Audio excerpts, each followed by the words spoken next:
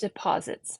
So you've gone in and tried to make a tattoo appointment, and the artist asked you to leave some kind of down payment, either, the shop minimum, 50, 100, even more. And that made you nervous. So is that normal? Are they trying to scam you? Will you get that money back? We're going to talk about all those things today. I want to start off by explaining how tattoo artists get paid. And I do have a video that talks more in detail about that I will link below. But we don't get any kind of weekly paycheck or anything like that. The money that you pay for your tattoo goes to us. It gets divided up in different ways, but if you book a 4 hour appointment, we have factored the income from that into our daily income. So what you pay us, we're kind of figuring this out. How much do I need to make per day, per week?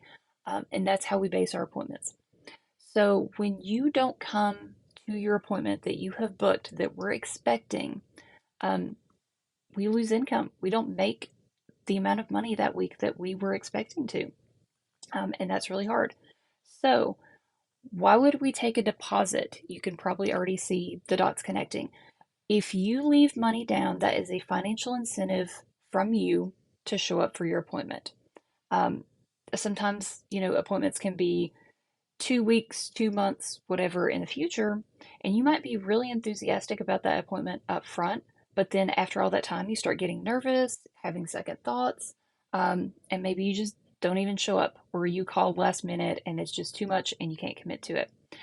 At least that artist will get something in place of that lost income because your deposit is going to be non-refundable.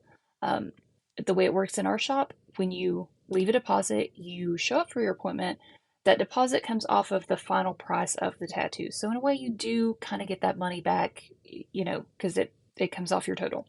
But if you don't show, you don't get it back. That's to pay that artist for lost time. So you might think, well, okay, you can just get someone else in that spot. Even for a busy artist, that is really complicated. I do keep a cancellation list for occasions like this, but most of the time, if someone's going to no show, I don't know until, say, their appointment's at 10 o'clock, 10:15, and my chair is empty. No one's called, no one's, sent any emails or anything. At that point, that's when I know, okay, I need to start trying to get other people in. And I will go down my list, but that's really hard for people when you contact them and you're like, it's now. You have to come now. There's 3 hours. Maybe they can't come at all. They're working. They don't have childcare. Or it may take them 45 minutes or an hour to sort out a way to come in. Then we have to start working on their stencil. We have to prep them. We have to do their paperwork. That's going to take an additional, 30, 45 minutes. Who knows, depending on the design. So, what I factored in for maybe a 3 hour appointment and the income that I was expecting, now if I was lucky enough to get someone in, maybe we have about an hour of tattoo time, which is obviously significantly less. So it's not super easy to fill that spot, even if you are a busy artist. So the deposit helps out with that.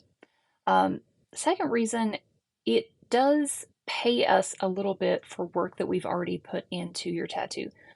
So when you book the appointment, you've already started working.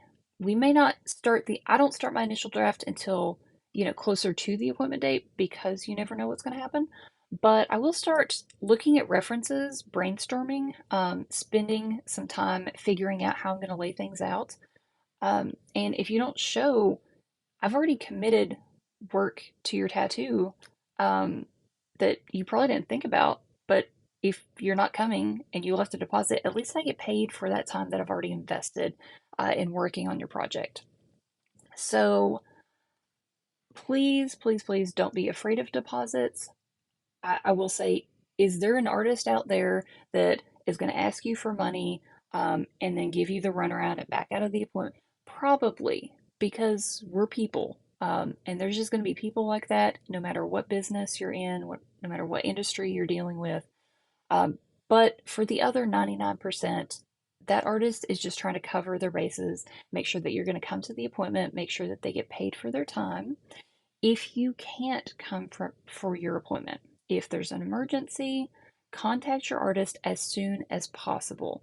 Um, I've had some very, very off the wall circumstances, in which case I am willing to give a little on that deposit. But if your artist isn't, I don't blame them because you were supposed to be there. They have bills to pay. They have to put food on the table. Don't go in expecting that if something happens that you are going to get deposit forgiveness or something like that.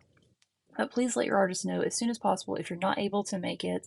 That way, they have adequate time to try and get someone else in, and they can still make the money that they need for their bills for that week.